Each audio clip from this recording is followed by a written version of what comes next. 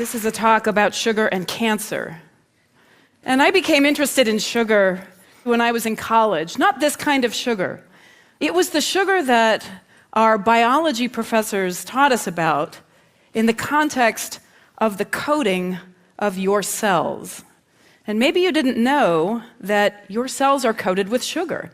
And I didn't know that either until I took these courses in college. But back then, and this was in, let's just call it the 1980s, people didn't know much about why our cells are coated with sugar. And when I dug through my notes, what I noticed I had written down is that the sugar coating on our cells is like the sugar coating on a peanut M&M. And people thought the sugar coating on our cells was like a protective coating that somehow made our cells stronger or tougher. But we now know, many decades later, that it's much more complicated than that, and that the sugars on our cells are actually very complex. And if you could shrink yourself down to a little miniature airplane and fly right along the surface of your cells, it might look something like this, with geographical features. And now the complex sugars are these trees and bushes, weeping willows that are swaying in the wind and moving with the waves. And when I started thinking about all these complex sugars that are like this foliage on our cells, it became one of the most interesting problems that I encountered as a biologist and also as a chemist. And so now we tend to think about the sugars that are populating the surface of our cells as a language.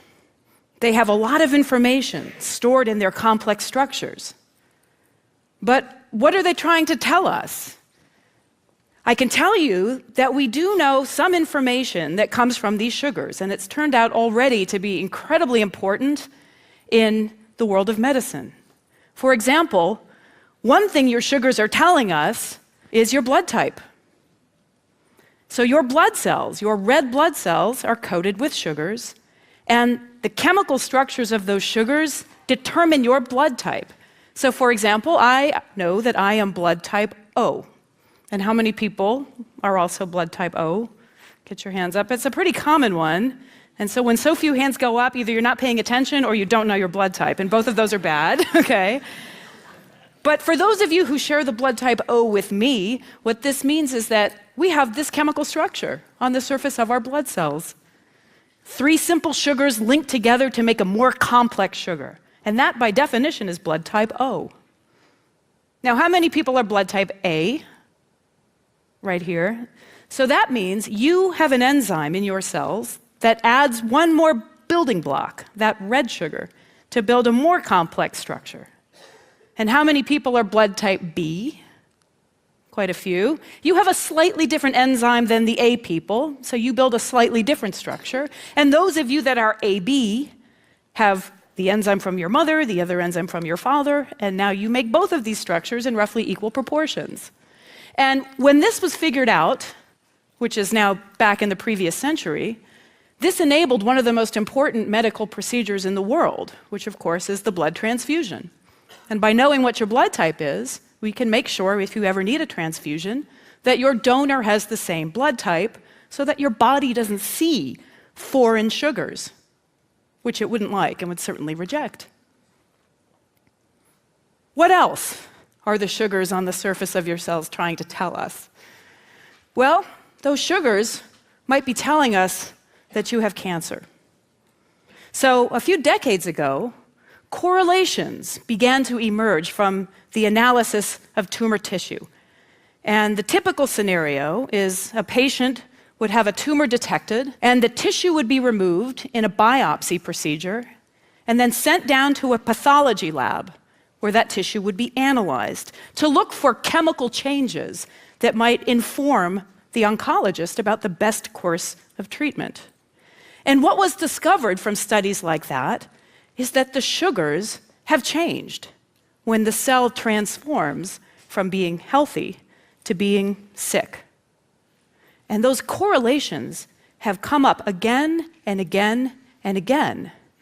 But a big question in the field has been why? Why do cancers have different sugars? What's the importance of that? Why does it happen? And what can we do about it if it does turn out to be related to the disease process? So one of the changes that we study is an increase in the density of a particular sugar that's called sialic acid. And I think this is going to be one of the most important sugars of our time, so I would encourage everybody to get familiar with this word. Sialic acid is not the kind of sugar that we eat. Those are different sugars. This is a kind of sugar that is actually found at certain levels on all of the cells in your body. It's actually quite common on your cells. But for some reason, cancer cells, at least in a successful progressive disease, they tend to have more sialic acid than a normal healthy cell would have. And why? What does that mean? Well, what we've learned is that it has to do with your immune system. So let me tell you a little bit about the importance of your immune system in cancer. And this is something that's, I think, in the news a lot these days. People are starting to become familiar with the term cancer immune therapy. And some of you might even know people who are benefiting from these very new ways of treating cancer. What we now know is that your immune cells, which are the white blood cells coursing through your bloodstream, they protect you on a daily basis from things gone bad, including cancer. And so, in this picture, those little green balls are your immune cells, and that big pink cell is a cancer cell. And these immune cells, they go around and they taste all the cells in your body. That's their job. And most of the time, the cells taste okay. But once in a while, a cell might taste bad. Hopefully, that's the cancer cell. And when those immune cells get the bad taste, they launch an all-out strike and they kill those cells. So we know that.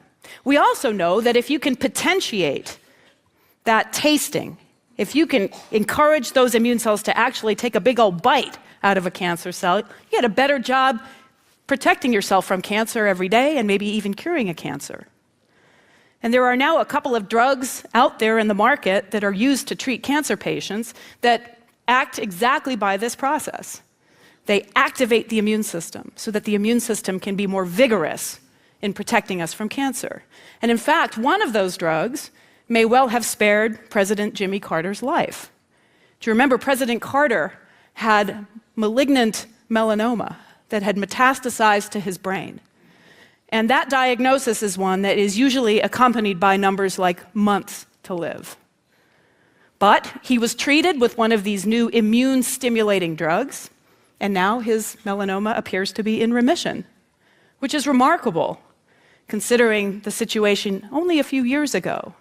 In fact, so remarkable that provocative statements like this one, cancer is having a penicillin moment, people are saying, with these new immune therapy drugs. I mean, that's an incredibly bold thing to say about a disease which we've been fighting for a long time and mostly losing the battle with. So this is very exciting. Now, what does this have to do with sugars? Well, I'll tell you what we've learned. When an immune cell snuggles up against a cancer cell to take a taste, it's looking for signs of disease. And if it finds those signs, the cell gets activated and it launches a missile strike and kills the cell. But if that cancer cell has a dense forest of that sugar, sialic acid, well, it starts to taste pretty good. And there's a protein on immune cells that grabs the sialic acid. And if that protein gets held at that synapse between the immune cell and the cancer cell, it puts that immune cell to sleep. The sialic acids are telling the immune cell, hey, this cell's all right. Nothing to see here. Move along. Look somewhere else. So in other words, as long as our cells are wearing a thick coat of sialic acid, they look fabulous, right? It's amazing. And what if you could strip off that coat and take that sugar away? Well, your immune system might be able to see that cancer cell for what it really is. something that needs to be destroyed. And so this is what we're doing in my lab. We're developing new medicines that are basically cell surface lawnmowers, molecules that go down to the surface of these cancer cells and just cut off those sialic acids so that the immune system can reach its full potential in eliminating those cancer cells from our body. So, in closing, let me just remind you again. Your cells are coated with sugars. The sugars are telling cells around that cell whether the cell is good or bad. And that's important because our immune system needs to leave the good cells alone. Otherwise, we'd have autoimmune diseases.